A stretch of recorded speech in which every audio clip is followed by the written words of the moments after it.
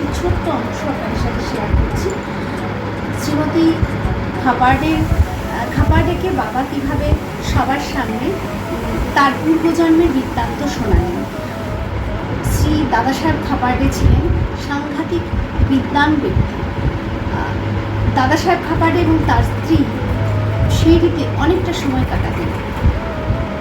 দাদা সাহেব খাপার্ডে 4 মাস এবং শ্রীমতী খাপার্ডে 7 মাস সিঁড়িতে থাকতেন এবং তারা রেগুলার বাবার সঙ্গে দেখা করতেন, বাবার সেবা করতেন।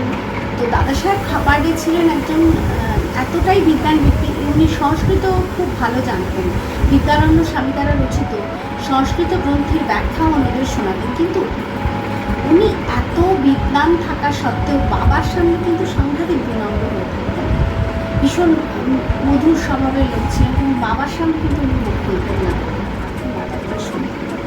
এইরকম ছিলেন শ্রী দাদা সাহেব খাপার্ডে। তো দাদা সাহেব খাপার্ডের স্ত্রী অনেকদিন সিঁড়িতে থাকতেন। তো এরকম একদিন ওনার মনে হয়েছে যে উনি বাবাকে একটু নৈবেদ্য অর্পণ করবেন। নৈবেদ্য বলতে কী কী?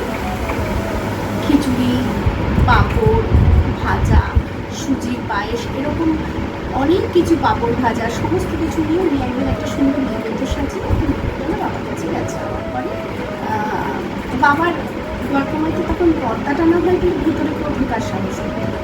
শ্রীমতী খাপার্ডের বাবার প্রতি এত অধিকার বোধ হয় না, যে বাবার খুব প্রিয় ভক্তদের একটা অধিকার বোধ থাকে যে কোনো কিছু জিজ্ঞাসা করার দরকার নেই, শ্রীমতী খাপার্ডের পর্দার সঙ্গে ভিতরে ঢোকে। আর বাবাও উনি এরকম থালা সুন্দর করে নৈবেদ্য সাজিয়ে ঢাকা দিয়ে থালা নিয়ে গেছেন। বাবা ওনার হাত থেকে থালা দিয়ে খাবার শুরু করেছে। আর বাবা খিচুড়ি খেতে খুব ভালোবাসতেন।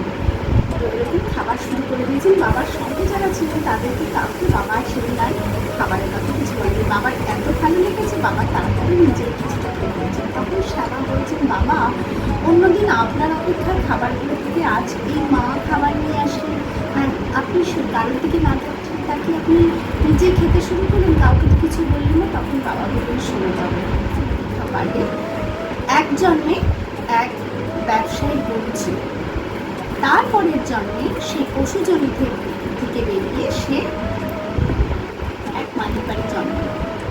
সেই জন্মের পর তারপরের জন্মে উনি কচির বংশে জন্ম নিয়ে বিয়ে করলেন এই ব্যবসায়ীকে। মানে দাদা সাহেব খাপার্ডে উকিল তো ছিলেনই, তার সাথে সাথে তার বড় বিশাল বিজনেস হচ্ছে, এই ব্যবসায়ীকে বিয়ে করেন। তো এর সাথে অনেক দিন পর দেখা হয়েছে, তাই এর হাত থেকে কিছু গ্লাস খেয়ে নিচ্ছে। শ্রীমতী খাপার্ডে আনা প্রসাদ থেকে বাবা যখন খাবার খেলেন, তারপর খেয়ে হাত মুখ ধুয়ে চিপতে তুললেন। তারপর শ্রীমতী খাপার্ডেও বাবার সেবা করছেন, বাবাও শ্রীমতী খাপার্ডে সেবা করছেন। মানে দুজনে দুজনকে হাত টিপে দিচ্ছে। ভক্ত এবং গুরুর বা ঈশ্বরের যে প্রেম, সেটাই সবাই দেখলো, ওখানে যারা উপস্থিত ছিল সবাই দেখলো। বাবাও চাইলেন যে শ্রীমতী খাপার্ডের বিষয় কিছু সবাইকে জানালেন। এই ছিল 27 নম্বর অধ্যায়ের মূল বিষয়।